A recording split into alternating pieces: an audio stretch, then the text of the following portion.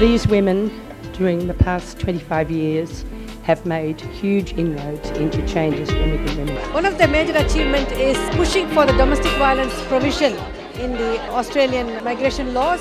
Without immigrant women's Speakout's involvement, we may not have been able to get that law passed. Anna Pipparides, Leah Love, who's no longer with us, and Annie Lee and I had a meeting with Virginia Chadwick. We said, we want a multicultural women's refuge.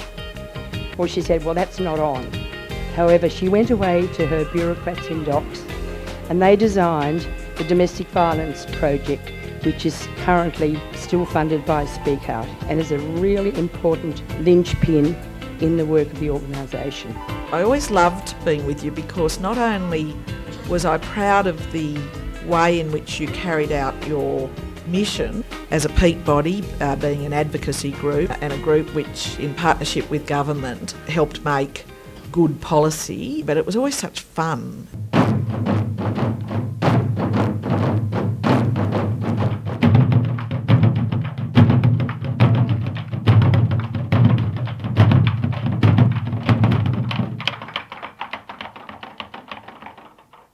I came here in Australia with the 457 visa. I thought everything would be fine. My dreams were shattered when reality sets in.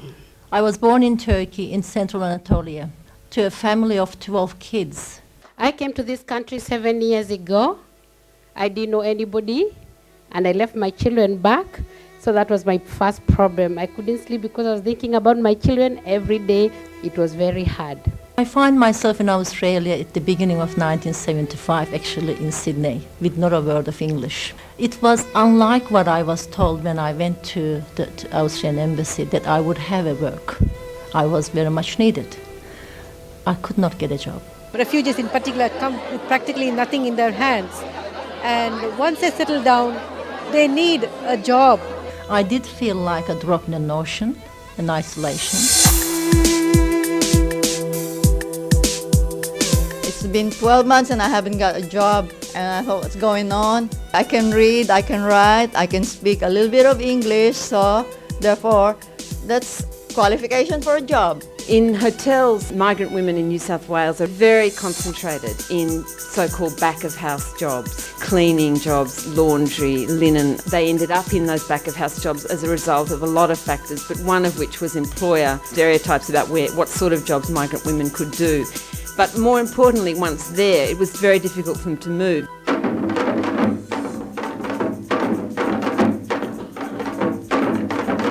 The important thing that we have to look at now is the question of rights of women in the workplaces in general, and there is a special concern about immigrant and refugee women because of the racism and discrimination in the workplace. One of the reasons, of course, why people do not get recognised and don't find employment commensurate with their experience is what we call subterranean racism. Employers and recruiters, not necessarily intentionally, discriminate against people on all sorts of grounds and for all sorts of reasons.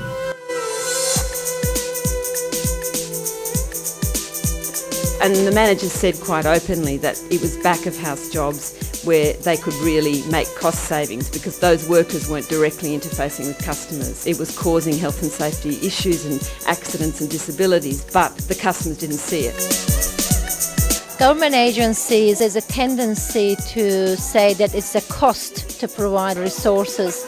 Investing in the needs of the immigrant and refugee people are actually investing in the infrastructure and the ecology of Australia.